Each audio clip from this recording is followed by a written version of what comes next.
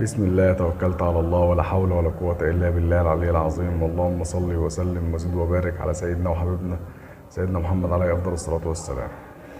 حارس مرمى الترجي لكرة اليد طبعا أصيل النملي بيسخر من الأهلي والزمالك. اسمع كده بس الأول قبل ما نتكلم. الناس كلها إن إحنا جديرين بأفضل أفريقيا، إحنا كسبنا الأهلي والزمالك الحمد لله رب العالمين، الحمد لله رب العالمين. الأهلي والزمالك مين دول؟ زي ما أنت سمعت كده يا صاحبي، بقول لك اهلي وزمالك مين دول؟ مش عارف والله اضحك ولا ازعل ولا اعمل ايه، مش فاهم، مش عارف والله. اصيل انت ما طلعتش اصيل يا اصيل. الاهلي والزمالك مين دول؟ الاهلي والزمالك اهلي وزمالك مين دول؟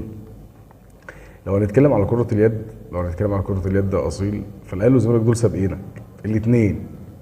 يعني انت متخيل الاثنين سابقينك في البطولات اللي هي القاريه. طبعا انت كنادي الترجي مع كامل تقديره واحترامه طبعا لنادي الترجي ولكل الاشقاء في تونس، نادي الترجي معاه تقريبا 16 بطوله قاريه، يعني بالبطوله بقى اللي هي دوري ابطال افريقيا وكاس الكؤوس والسوبر الافريقي والبطولات حتى العربيه، تقريبا معاه بتاع 16 بطوله.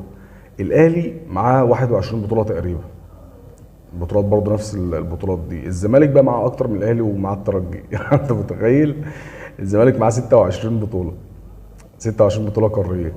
فاحنا بينا وبين بعض الاهلي والزمالك في مناوشات وفي تحفيل وهزار وحاجات طبعا كلها مناوشات، يعني زي ما بيقولوا براحتنا بينا وبين بعضنا، ان احنا نفضل ايه نحفل على بعض ونهزر مع بعض ونترخم على بعض، والكلام طبعا لذيذ دوت اللي موجود ومعروف في كل حته في العالم. لكن انك تيجي انت تقلل من الاهلي والزمالك فالموضوع صعب، الموضوع صعب. معلش انا اسف والله. يعني انت لما تيجي تقلل مش بالكلام، اصل التقليل بالكلام ده مفيش اسهل منه، مفيش اسهل منه. اي نعم انت طبعا حارس كبير وحارس موهوب وحارس طبعا يعني بصراحه ما شاء الله عليه كحارس، حاجه ما حدش يقدر يختلف عليه نهائي. بس لما تيجي تتكلم عن التاريخ ما لهاش علاقه بقى بالحارس باللاعب بالبتاع ده نادي وعامل تاريخ وعامل بطولات وعامل ارقام. فان انا اقلل منك بالكلام ده اسهل حاجه في الدنيا، مفيش اسهل من كده. لكن الفعل بقى هو اللي صعب قوي، هو اللي صعب يا صاحبي.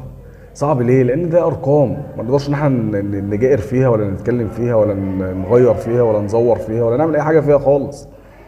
لكن السهل بقى ان انا اقول لك مين الاهلي والزمالك دول، ممكن اقول لك مين الترجي ده مثلا، عمري ما هقولها طبعا، بس انا بقول لك يعني ممكن كلمه تتقال عادي، كلمه سهله اي حد يقدر يقولها.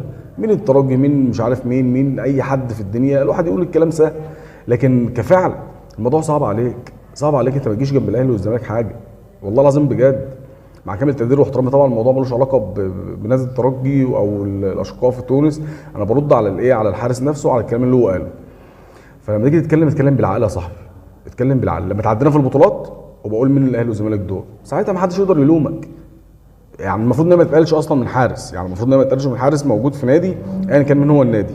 بس انت خلاص طالما دماغك مسوحاك لكده وان انت عايز تقول لا اصبر بقى يا صاحبي لما تعديني في البطولات وبقولها معايا. فلما تعرف تجيب بطولات الاهلي او الزمالك وابقى اتكلم يا صاحبي. دي رقم واحد. رقم اتنين، ان شاء الله الاهلي هيقابل الترجي في نهائي بطوله افريقيا لكره القدم، تمام. فاحنا طبعا عشان الحمد لله على طول متعودين ان احنا يعني حتى اخر 4 مواجهات دول اللي هم اللي في السنتين 3 اللي فاتوا دول كسبناكم رايح جاي في ملعبكم في رادس وفي ملعبنا في استاد القاهره. فما عندناش الحافز اللي هو ان احنا فاهم ان احنا ناخد منكم حاجه يعني. والله العظيم انا اسف، بس عايزين حاجه تحفزنا، عايزين حاجه تنرفزنا، فاهم. فانت كويس ان انت طلعت بالفيديو ده ليه؟ عشان ينرفزنا، عشان خاطر ان احنا ناخد البطوله ان شاء الله. فكلامك ده ان شاء الله يستفز لعيبتنا احنا بقى كره القدم ويوصل لهم ان شاء الله، عشان خاطر ان هم بقى يعني يردوا بقى الكلام اللي انت قلته دوت في ملعب كره القدم. طبعا انت ادرى مني وعارف ان كره اليد في الاول وفي الاخر اسمها لعبه صالات، فمش هتاخد الحيز الكبير قوي من حياتنا. لكن الاساس ورقم واحد عندنا وعند اي حد طبيعي يعني هي كره القدم. معايا يا صاحبي؟ فعايزينك بقى تقول لي لفرقتك مين بقى الاهلي ده، عشان تعرف الاهلي ده اللي هو طبعا صاحب 11 بطوله، وان شاء الله باذنك يا رب يوم 25/5 هيبقوا 12 بطوله باذن واحد احد على حسابك انت، على حساب فرقتك باذن الله. وحتى الزمالك برضه في كره القدم يا صاحبي معاه 5 دوري ابطال افريقيا، حضرتك معاك 4 بس، وان شاء الله هنفضل مخلينهم 4 بس، وهيفضل الزمالك برضه سابقك في كره القدم. يعني انت متخيل الاهلي والزمالك سابقينك في يد وقدم يعني، ومش عارف انت بتقول لي مين اهلي وزمالك مين؟ يعني ايه اهلي وزمالك مين؟ فيها اصيل. والله بجد انت كنت مستوعب اللي انت بتقوله ده؟ انت مستوعبه؟ انت عارف انت بتتكلم على مين؟ يا حبيبي ما ينفعش اي حد في الدنيا دي يقلل من الكره المصريه عموما. الكره المصريه ما ينفعش تقلل منها باي شكل من الاشكال. فانا هعتبرها ان هي ايه يعني، التوفيق ما كانش معاك، خانك التوفيق في الكلام دوت. واتمنى ان يبقى في رد فعل بعد كده، وان شاء الله باذن الله الرد بتاعنا هيكون ان شاء الله في نهائي دوري ابطال افريقيا لكره القدم، وباذنك يا رب برضه في اليد هنرد ان شاء الله باذن الله في البطولات اللي جايه.